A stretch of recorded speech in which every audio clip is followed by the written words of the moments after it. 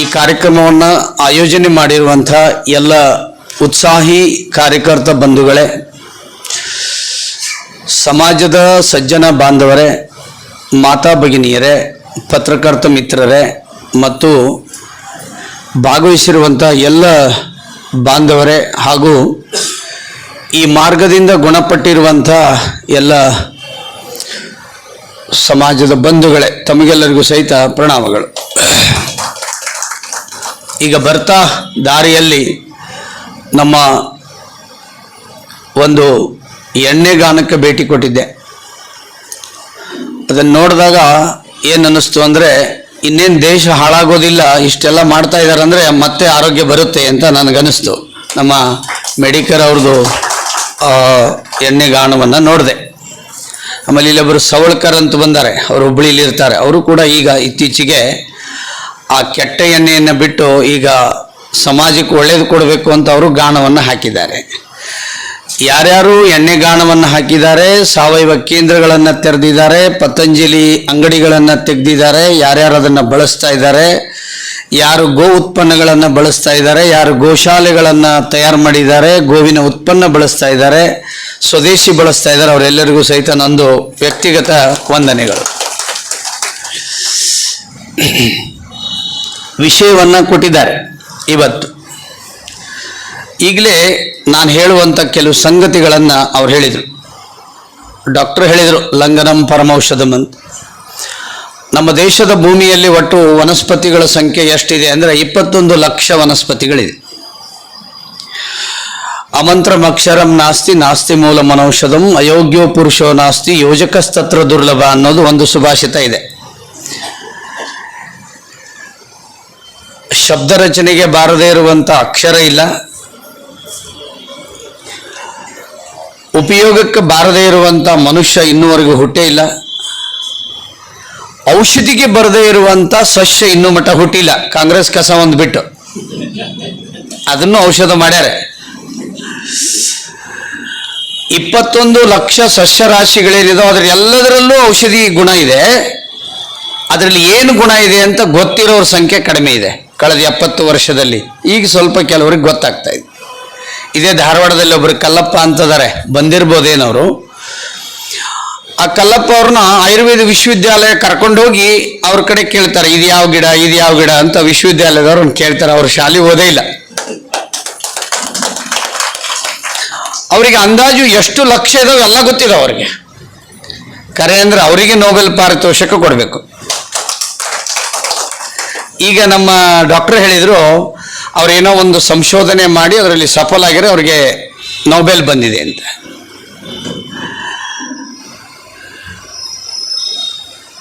ಈ ಸಮಯದಲ್ಲಿ ಯಾಕೆ ಹೇಳ್ತೀನಿ ಅಂದರೆ, ನಮಗೇನು ನೋವಾಗಿಲ್ಲ, ನೋವು ಮಾಡ್ಕೊಳ್ಳಂಗಿಲ್ಲ. ನಾವು ಭಾರತದಲ್ಲಿ ಹುಟ್ಟಿರೋದೇ ನನ್ನ ಪುಣ್ಯ, ಪ್ರಶಸ್ತಿ ತಗೋಬೇಕಾಗಿಲ್ಲ.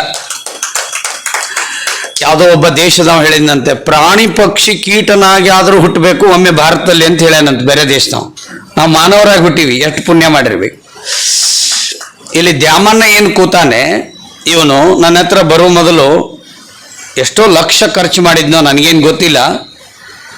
ಅವ್ರ ಊರೊಳಗೆ ಇವ ಉಳಿಯಂಗಿಲ್ಲ ಅಂತೇಳಿ ಅವ್ರ ಮನೆಯವರು ಯಾರಿಗೋ ಹೇಳಿ ಕಟ್ಟಿಗೆನೂ ವ್ಯವಸ್ಥೆ ಮಾಡಿದ್ರಂತ ಇವಂಗೆ. ಇಲ್ಲೇ ಮುಗದ ಊರು ನಾವು ಕಟ್ಟಿಗೆ ತಯಾರು ಮಾಡಿದ್ರಂತ ಅವನೇ ಹೇಳ್ದ.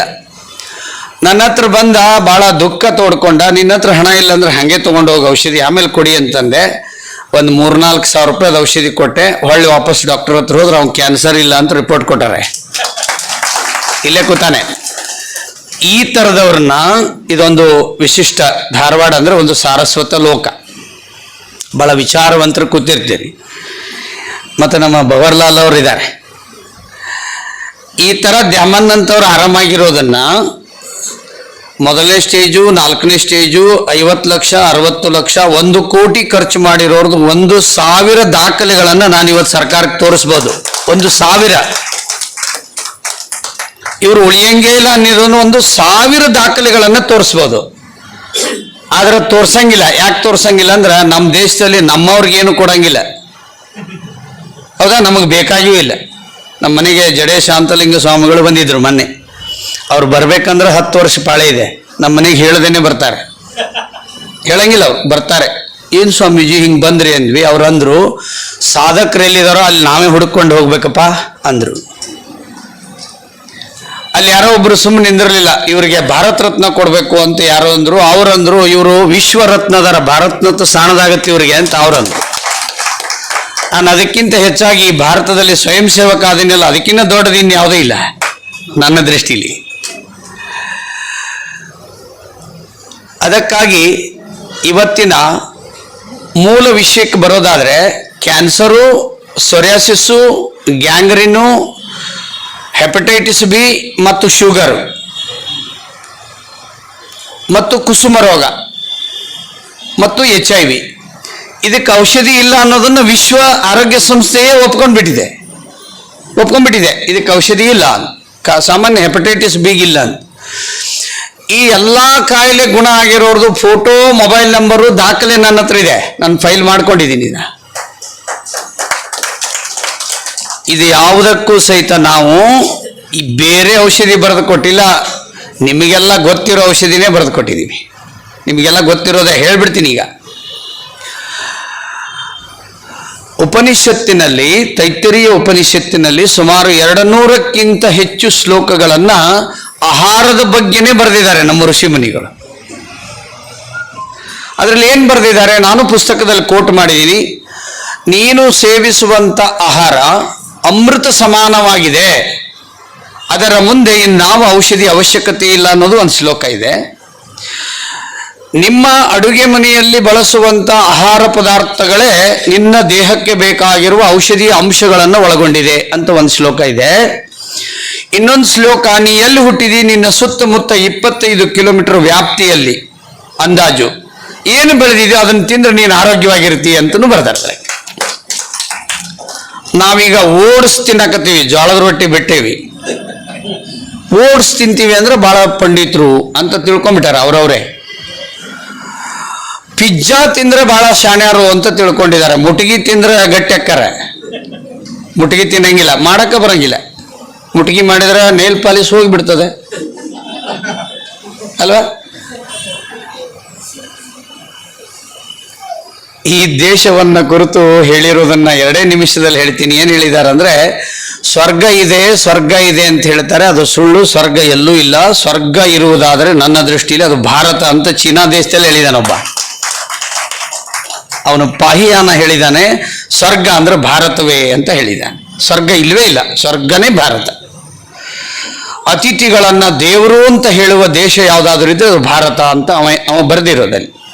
ಅದಕ್ಕೆ ಇನ್ನು ಮುಂದೆ ಚೀನಾದ ಭಾಷೆಯಲ್ಲಿ ಸ್ವರ್ಗ ಅನ್ನೋ ಶಬ್ದ ಬಳಸಬೇಡಿ, ಆ ಸ್ವರ್ಗ ಅನ್ನೋ ಶಬ್ದದ ಜಾಗದಲ್ಲಿ ಭಾರತ ಅಂತ ಹೇಳಿ ಅಂದಾನೆ. ಈಗಲೂ ಚೀನಾದಲ್ಲಿ ಸ್ವರ್ಗ ಅಂದ್ರೆ ಭಾರತ ಅಂತಿದೆ.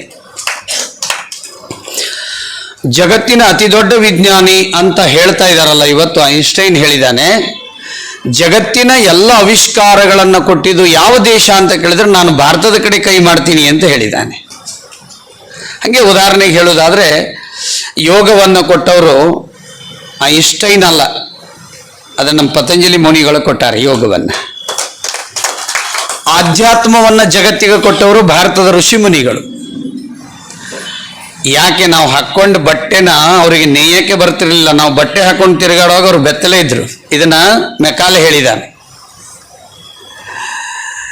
ನೀವು ಯಾವುದೇ ರಂಗದಲ್ಲಿ ತಗೊಂಡ್ರು, ಗಣಿತ ಇರಲಿ, ವಿಜ್ಞಾನ ಇರಲಿ, ಕೃಷಿ ಇರಲಿ, ಯಾವುದೇ ವಿಚಾರದಲ್ಲೂ ಭಾರತ ಕೊಟ್ಟಿದೆ. ಅದರಲ್ಲಿ 5ನೆಯ ವೇದ ಯಾವುದು ಅಂದ್ರೆ ಆಯುರ್ವೇದ. ಪ್ರಮುಖ ವೇದಗಳಲ್ಲಿ 4 ಆದರೆ ಉಪವೇದಗಳು 150 ಆದರೆ ಸಮಾನ ಸ್ಥಾನ ಹೊಂದಿರೋದು ಆಯುರ್ವೇದ. ಆಯುರ್ವೇದ ಶಬ್ದದಲ್ಲಿ 3 ಶಬ್ದಗಳು ಸೇರಿ ಆಯುರ್ವೇದ ಆಗಿದೆ. ಆಯು ಅಂದ್ರೆ ಆಯುಷ್ಯ, ಮಧ್ಯದಲ್ಲಿ ಬರುವಂಥ ಶಬ್ದ ಆರೋಗ್ಯ, ವೇದ ಅಂದ್ರೆ ಜ್ಞಾನ. ಇವತ್ತು ಯಾರಾದರೂ ಜಗತ್ತಿನಲ್ಲಿ ದೊಡ್ಡದಾದ ಸಾಧನೆ ಮಾಡಿದ್ದಾರೆ ಅಂದ್ರೆ ಅವ್ರ ಆರೋಗ್ಯ ಇದ್ರೆ ಮಾತ್ರ ಸಾಧನೆ ಮಾಡಕ್ ಬರ್ತದೆ, ಇಲ್ಲಿಕ್ಕಂದ್ರೆ ಮಾಡಕ್ ಬರೋಲ್ಲ. ಭಾರಿ ಪಂಡಿತದನವ, ಎಲ್ಲಿ ಮಲ್ಕೊಂಡನ ಅಲ್ಲೇ ಮಲ್ಕೊಂಡನ ಅಂದ್ರೆ ಏನು ಮಾಡೋದು? ತಗೊಂಡು 5-6 ವರ್ಷ ಆತ ಅಲ್ಲೇ ಮಲ್ಕೊಂಡನ, ಭಾಳ ಶಾನೆ ಅದನ. ಅವನ ಹತ್ರ ಹೋಗ್ರಿ ಏನಂತಾನ, ಮೋದಿಯವ್ರು ಏನು ಮಾಡ್ಯಾರ, ಬರೀ ಇದನ್ನ ಅನ್ಕೊಂತ ಕೂತಿರ್ತಾನೆ. ಕೆಲವರು ರಿಟೈರ್ಡ್ ಆದವ್ರು ಹೇಳ್ತಿರ್ತಾರೆ ನೋಡ್ರಿ, ಕೆಲವರು ಅವ್ರ ಮನೆಗೆ ಯಾವಾಗಾರ ಹೋಗ್ಲಿ, ನಾನು 11 ವರ್ಷ ಈ ಊರಾಗಿದ್ದೆ, 7 ವರ್ಷ ಆ ಊರಾಗಿದ್ದೆ, ಆ ಊರಾಗ ಎಲ್ಲ ಕಾಯಿಪಲ್ಲೆ ಅವರ ತಂದು ಕೊಡ್ತಿದ್ರು, ಇಷ್ಟು ಹೇಳಿ ಮುಗಿಸ್ತೇವೆ, ಜೀವನ ಮುಗಿದೋತ್ತಲ್ಲಿ.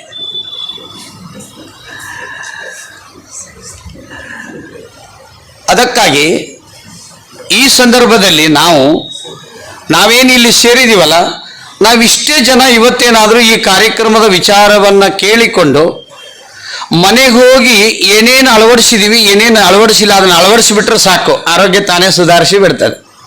ನಾನು ವಿಡಿಯೋ ಬಹುತೇಕ ನೋಡಿರ್ಬೋದು ಅಂತ ಅನ್ಕೊಂಡಿದ್ದೀನಿ. ಒಬ್ರು ಫೋನ್ ಮಾಡಿದ್ರು, ಪಾರ್ಥ ಸಾರಥಿ ಅಂತ ಬೆಂಗಳೂರಿಂದ. ಅವ್ರು ಭಾಳ ಸರಿ ಫೋನ್ ಮಾಡಿದ್ದಕ್ಕೆ ನಾನು ಯಾರು ಇರ್ಬೋದು ಅಂತ ಎತ್ಕೊಂಡೆ ಒಂದು ಮೆಸೇಜ್ ಮಾಡಿದ್ರು. ನನಗೆ ಈಗ 88 ವರ್ಷ, ನನ್ನ ಮನೆಯೊಳಗೆ 83 ವರ್ಷ. ನಮಗೆ ಓಡಾಡಲಿಕ್ಕೆ ಬರೋದಿಲ್ಲ, ನಿಮ್ಮ ಊರಿಗೆ ಬರ್ಲಿಕ್ಕೆ ಆಗೋಲ್ಲ. ನನ್ನ ಸತಿಯ ವ್ಯವಸ್ಥೆ ನಾನೇ ನೋಡ್ಕೋಬೇಕು. ಅವಳಿಗೆ ಕ್ಯಾನ್ಸರ್ ಆಗಿದೆ, 4ನೇ ಸ್ಟೇಜ್ ಆಗಿಬಿಟ್ಟಿದೆ. ಅದಕ್ಕಾಗಿ ನನಗೆ ನಿಮ್ಮ ಊರಿಗೆ ಬರೋಕ್ಕಾಗಲ್ಲ. ಅದಕ್ಕೆ ನೀವು ಏನು ಮೊಬೈಲ್ನಲ್ಲಿ ಹೇಳಿದ್ರಿ ಆ ಷಡ್ರಸಗಳ ಬಗ್ಗೆ, ಅದನ್ನು ಪ್ರಯತ್ನ ಮಾಡಿ ತಂದು ನನ್ನ ಮನೆಯೊಳಗೆ ಶುರು ಮಾಡಿಬಿಟ್ಟೆ. ಈಗ 2 ತಿಂಗಳಾಯ್ತು, ಆಕೆ ಕ್ಯಾನ್ಸರ್ ಇಲ್ಲದೆ ಓಡಾಡಕತ್ತಾಳೆ ಅಂತ ಫೋನ್ ಮಾಡಿದ್ರು. ಇದರ ಮೇಲೆ ನಿಮಗೇನು ಅನ್ನಿಸ್ತದೆ ಅಂದರೆ, ನಮ್ಮ ಅಡಿಗೆ ಮನೆ ವ್ಯವಸ್ಥೆ ಸ್ವಲ್ಪ ತಪ್ಪಿದೆ, ಗೊತ್ತಿದ್ದೋ ಗೊತ್ತಿಲ್ಲದೋ ಇನ್ಯಾವುದೋ ಕಾರಣದಕ್ಕೆ ತಪ್ಪಿದೆ. ಅದನ್ನು ಆ ಟ್ರ್ಯಾಕಿಗೆ ತೊಗೊಂಡು ಬಂದುಬಿಟ್ರೆ ಆರೋಗ್ಯ ಸುಧಾರಿಸಿ ಬಿಡ್ತದೆ. ಸುಮಾರು 40 ವರ್ಷದಿಂದ ಒಬ್ರಿಗೆ ಕ್ಯಾನ್ಸರ್ ಆಗಿದೆ ಅಂದ್ರೆ ಆ ತಾಲೂಕಿನಾಗ ಆ ಊರಿಗೆ ಹೊಕ್ಕಿದ್ದಿಲ್ಲ ಕೆಲವರು. ಆ ಊರಾಗ ಕ್ಯಾನ್ಸರ್ ಆಗಿತ್ತಂತ ಹೋಗ್ಬೇಡ್ರಿ ಅಂತ. ಈಗ ಮನೆಗೆ ಒಬ್ಬೊಬ್ಬರಿಗೆ ಕ್ಯಾನ್ಸರ್ನವ್ರು ಇದಾರೆ, 8-10 ಮಂದಿ ಇದ್ರಿ, ಎಲ್ಲಿ ಹೋಗುದು?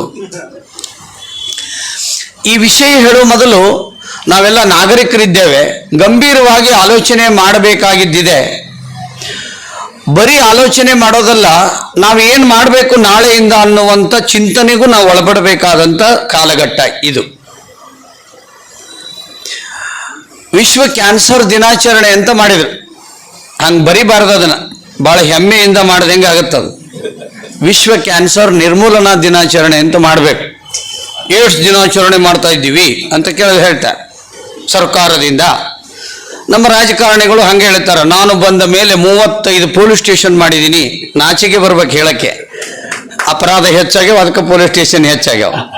ಮೆಕಾಲೆ ಹೇಳಿದ್ದ, ಭಾರತದಲ್ಲಿ ಒಂದೂ ಪೊಲೀಸ್ ಸ್ಟೇಷನ್ ಇಲ್ಲ ನಾನು ನೋಡಿದ್ದೀನಿ ಅಂತ ಅವ್ರ ಅಪ್ಪನಿಗೆ ಪತ್ರ ಬರೆದಿದ್ದ.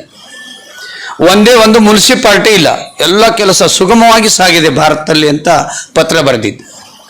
ಈಗ ಯಾವ ಪರಿಸ್ಥಿತಿಗೆ ಬಂದಿದ್ದೀವಿ ಅಂದರೆ, 23 ಕೋಟಿ ಜನರಿಗೆ ಸಕ್ಕರೆ ಕಾಯಿಲೆ ಇದೆಯಂತೆ ಭಾರತದಲ್ಲಿ, 3 ಕೋಟಿ ಜನರಿಗೆ ಕ್ಯಾನ್ಸರ್ ಇದೆಯಂತೆ, ಸುಮಾರು 70 ಲಕ್ಷ ಜನರಿಗೆ HIV ಇದೆಯಂತೆ, ಸುಮಾರು 45 ಲಕ್ಷ ಜನರಿಗೆ ಚರ್ಮ ರೋಗ ಇದೆಯಂತೆ ಅಂದಾಜಿದು, ಒಂದು ಸ್ವಲ್ಪ ಹೆಚ್ಚು ಕಡಿಮೆ. ಇನ್ನು ಉಳಿದ ಕಾಯಿಲೆಗಳು ಬಹುತೇಕ ನಮಗೆಲ್ಲರಿಗೂ ಇದೆ. ಭಾಳ ಜನರಿಗೆ ಊಟ ಮಾಡಿದ್ದು ಪಚನ ಆಗದೆ ಇರೋರು ಭಾಳ ಜನ ಇದ್ದಾರೆ. ಸರ್ವರೋಗ ಕಾರಣಂ ಅಜೀರ್ಣಂ. ಎಷ್ಟು ರೋಗ ಅದಾವು? 108 ಅದಾವು. ಅದಕ್ಕೆ ನೆನಪಿರ್ಲಿ ಅಂತ ಆಂಬ್ಯುಲೆನ್ಸ್ಗೂ 108 ಅಂತ ಹಾಕಿಬಿಟ್ಟ. 108 ರೋಗ ಅಂತಾರೆ ಹಳ್ಳಿಯಾಗ ನೋಡ್ರಿ. ಅವು 108 ರೋಗ, 108 ತಾಪತ್ರಯ, ಎಲ್ಲ 108 ಅದಾವು. ಭಗವದ್ಗೀತೆಯಲ್ಲೂ 108 ಅದಾವು. ಈ ಥರ 108 ರೋಗಗಳದಾವಲ್ಲ. ಇತ್ತೀಚೆಗೆ ಒಂದು 25 ವರ್ಷದಾಗ ಇನ್ನೊಂದು 8-10 ಜಾಸ್ತಿ ಆಗ್ಯಾವ, ಕೊರೋನಾ ಸೇರಿದಂತೆ. ಈಗ ಇನ್ನೊಂದು ಯಾವುದೋ ಬಂದು ಚೀನಾ. ಮೊದಲದು ಪ್ರಾಚೀನ ದೇಶ ಆಗಿತ್ತು, ಮುಂದೆ ಚೀನಾ ದೇಶ ಆಯಿತು, ಈಗ ನೀಚ ದೇಶ ಆಗಿದೆ. ಉಲ್ಟಾ ಹೇಳಿದ್ರೆ ನೀಚ ಆಗತ್ತೆ. ಇಷ್ಟು ರೋಗಗಳು ಬಂದಿದೆಯಲ್ಲ, 2025 ಡಿಸೆಂಬರ್ ಅಷ್ಟೊತ್ತಿಗೆ ಭಾರತದಲ್ಲಿ 15 ಕೋಟಿ ಜನರಿಗೆ ಕ್ಯಾನ್ಸರ್ ಬರುತ್ತೆ ಅಂತ WHO ಹೇಳಿದೆ. ಏನು ಕಾರಣ ಇರ್ಬೋದು? ಕಾರಣ ಇಲ್ಲದಂತೂ ಕಾಯಿಲೆ ಬರೋದಿಲ್ಲ. ನನ್ನ ಹತ್ರ ಒಂದು ಕೂಸು ಬಂದಿತ್ತು. ಆ ಕೂಸಿಗೆ 4ನೇ ಸ್ಟೇಜಿನ ಕ್ಯಾನ್ಸರು. ವಯಸ್ಸು ಎಷ್ಟು ಗೊತ್ತಾ? 65 ದಿನದ ಕೂಸದು. ಅವ್ರ ತಾಯಿಗೆ ಔಷಧಿ ಕೊಡ್ಸಾಕತ್ತೀವಿ, ಆ ಮಗು ಆರಾಮಾಗಿದೆ. ಸಮಥಿಂಗ್ ರಾಂಗ್ ಸಮ್ವೇರ್, ಎಲ್ಲೋ ಒಂದು ಕಡೆ ಕೆಟ್ಟಿದೆ, ಅದಕ್ಕೆ ಕ್ಯಾನ್ಸರ್ ಬರ್ತಾ ಇದೆ. ಬರ್ತಿರ್ಲಿಲ್ಲಲ್ಲ. 111 ವರ್ಷ ಆದ್ರೆ ನಮ್ಮ ಸಿದ್ಧಗಂಗಾ ಶ್ರೀಗಳಿಗೆ ಹಲ್ಲು ಸಹಿತ ಬಿದ್ದಿರಲಿಲ್ಲ. ಈ ಕೋಲ್ಗೇಟ್ ಉಪಯೋಗಿಸಿದ್ರಲ್ಲ, ಅವೆಲ್ಲ ಹಲ್ಲು ಬಿದ್ದೋಗ್ಬಿಟ್ಟು. ಅದನ್ನು ರಾಜೀವ್ ದೀಕ್ಷಿತ್ ಅವರು ತುಂಬ ಚಂದ ಹೇಳಿದ್ದಾರೆ, ಅವ್ರ ಬಗ್ಗೆನೂ ಹೇಳಿದ್ದಾರೆ.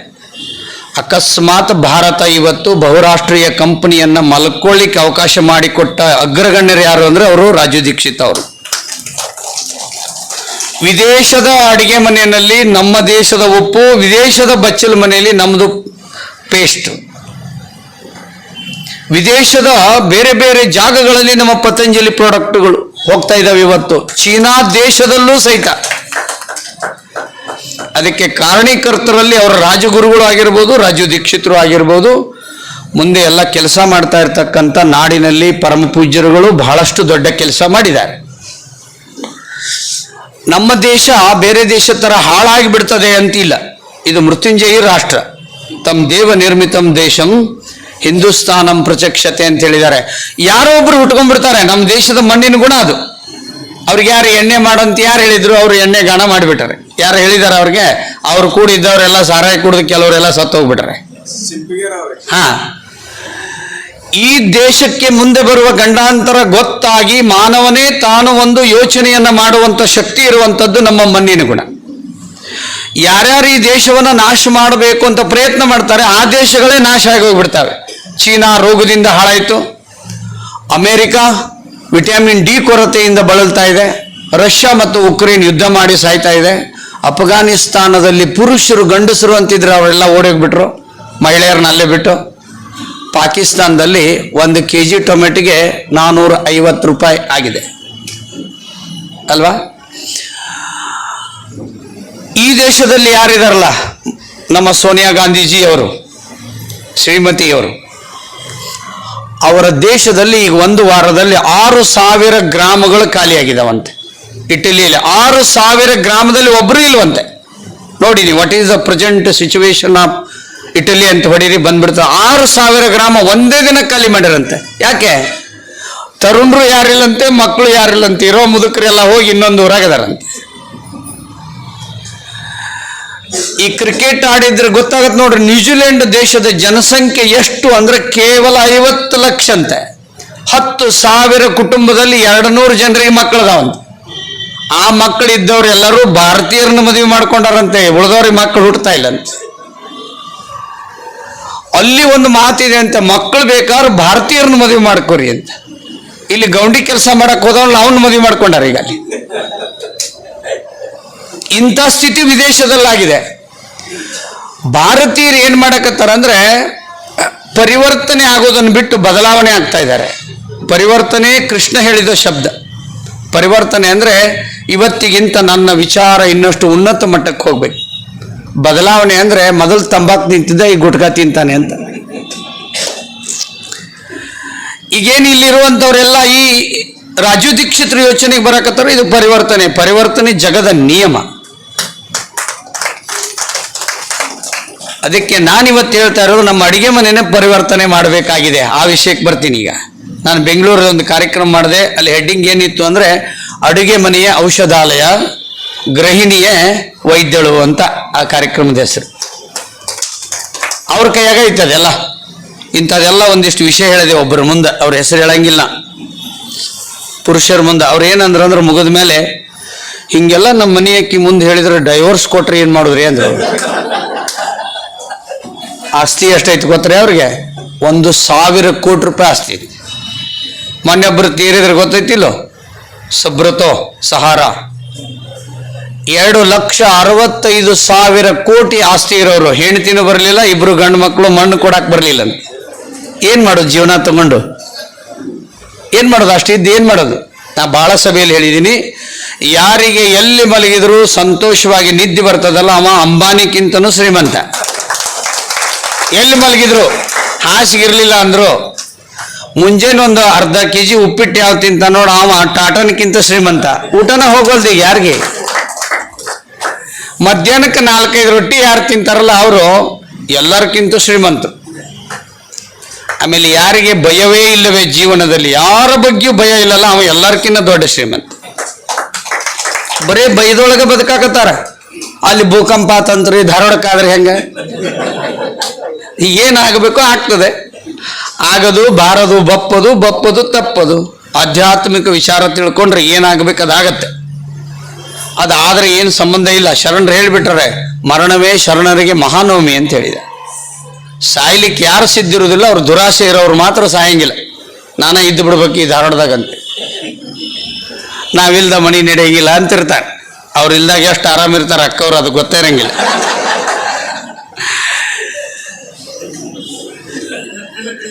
ನಾನು ಇತ್ತೀಚಿನ ದಿನಗಳಲ್ಲಿ ಆರೋಗ್ಯ ಅನ್ನೋ ಶಬ್ದವನ್ನು ನಾನೇ ಕ್ರಿಯೇಟ್ ಮಾಡಿ ಬಿಡುಗಡೆ ಮಾಡಿದ್ದೀನಿ. ಅದನ್ನು 6 ಪ್ಲಸ್ ಯೋಗ್ಯ. 6 ಅಂದ್ರೆ ಸಂಖ್ಯಾ, ಯೋಗ್ಯ ಅಂದ್ರೆ ಯೋಗ್ಯತೆ.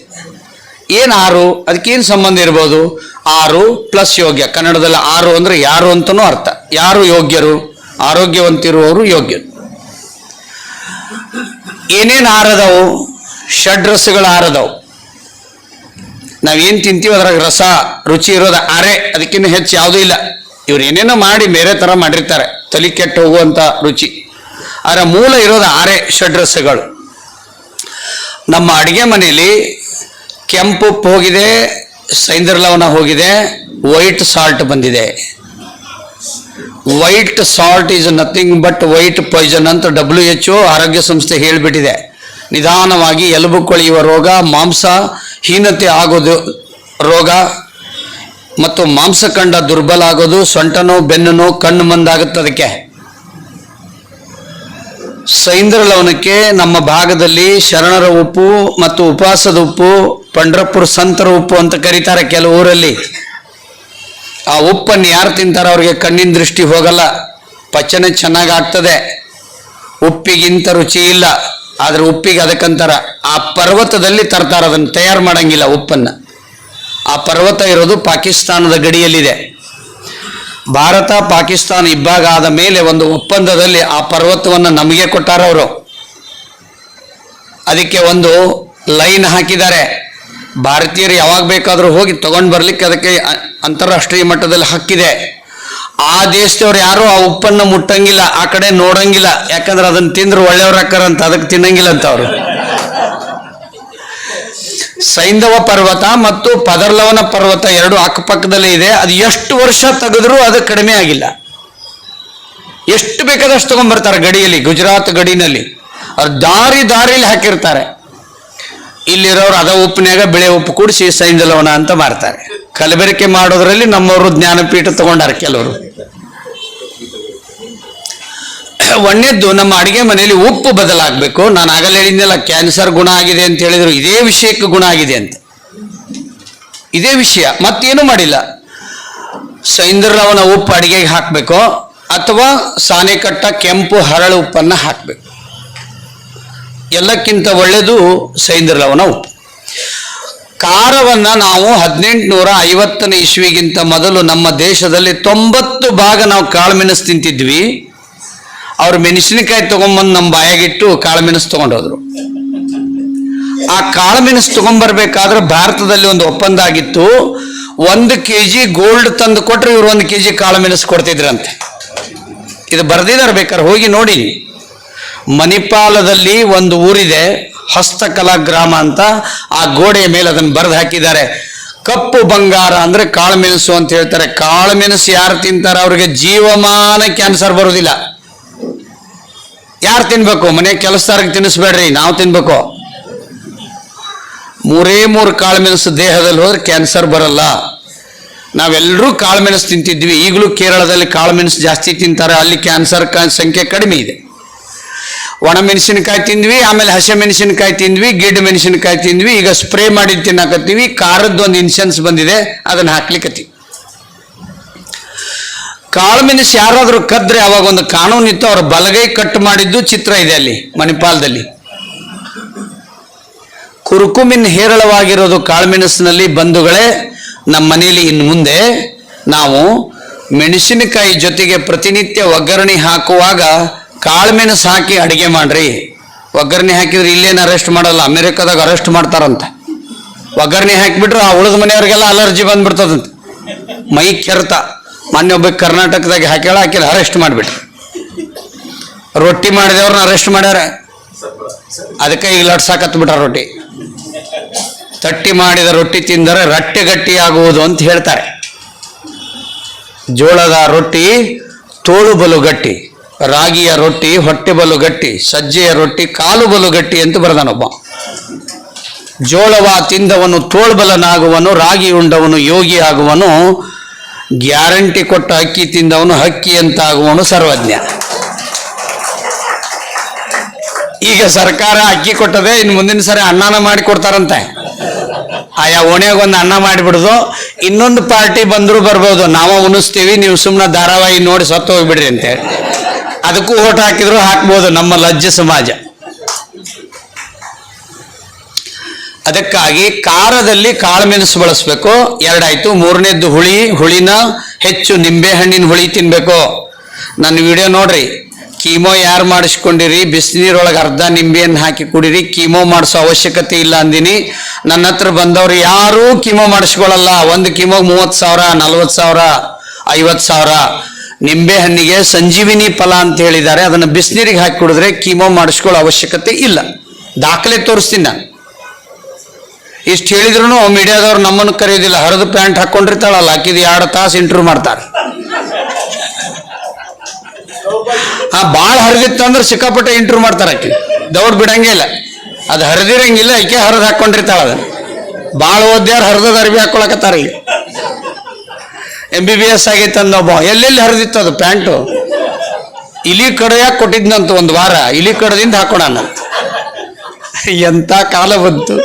ಇದಕ್ಕೆ ಕಾಯಿಲೆಗೆ ಒಂದು ಹೆಸರಿಟ್ಟಾರೆ, ಏನು ಹೈಪರ್ ಆಕ್ಟಿವಿಟೀಸ್ ಡಿಸೀಸ್ ಅಂತಿದ್ರಿ ಹೆಸರು. ನಾಯಿ ಬಗಳು ಕಟಿಂಗ್ ಮಾಡಿಸ್ಕೊಳ್ಳೋದು, ಆ ಹುಚ್ಚು ಸಿನಿಮಾದವ್ರ ಹೆಸರಿಟ್ಕೊಳ್ಳೋದು, ಸ್ವಲ್ಪ ಅರ್ಬಿ ಹಾಕೊಳ್ಳೋದು, ಎಲ್ಲಿ ಬೇಕಾದಲ್ಲಿ ಹರಿದು ಹಾಕೊಳ್ಳೋದು. ಇದೊಂದು ರೋಗ, ಹೈಪರ್ ಟೆನ್ಷನ್ ಅಂತಾರಲ್ಲ, ಹಂಗೆ ಹೈಪರ್ ಆಕ್ಟಿವಿಟೀಸ್ ಡಿಸೀಸ್ ಅಂತಿದ್ರಿ. ಹುಳಿಗೆ 90 ಭಾಗ ನಿಂಬೆಹಣ್ಣು ಬಳಸ್ರಿ. ವಿಟಮಿನ್ ಸಿ ಜಾಸ್ತಿ ಆಗುತ್ತೆ, ಕಣ್ಣಿನ ದೃಷ್ಟಿ ಚೆನ್ನಾಗಾಗುತ್ತೆ, ಪಾಚಕ ಚೆನ್ನಾಗಾಗ್ತದೆ. 4ನೇದ್ದು ಬೆಲ್ಲ. ನಾವೆಲ್ಲರೂ ಬೆಲ್ಲ ತಿಂತಿದ್ವಿ 30 ವರ್ಷದಿಂದ. ಎಲ್ಲರ ಅಂಗಡಿಯಾಗೂ ಬೆಲ್ಲ ಇರ್ತಿತ್ತು. ಆ ಬೆಲ್ಲದ ಮೇಲೆ ಕಣಜರಿ ಕುಂದಿರ್ತಿತ್ತು, ಜೇನು ಹುಳ ಬಂದು ಕುಂದಿರ್ತಿತ್ತು. ಈಗಿನ ಬೆಲ್ಲದ ಮೇಲೆ ಅದು ಬಂದು ಕುಂದ್ರಂಗಿಲ್ಲ, ಅದು ಗೊತ್ತಾಗೈತಿ ಇದು ಕೆಮಿಕಲ್ ಐತೆ ಅಂತ. ಸಕ್ರೆ ಇಡ್ರಿ ನೀವು, ಅದ್ರ ಮೇಲೆ ಹೊಲಸು ತಿನ್ನೋ ನನಗೆ ಕುಂದಿರ್ತದೆ ಹೊರತು ಜೇನು ಹುಳ ಕೊಂಡಂಗಿಲ್ಲ.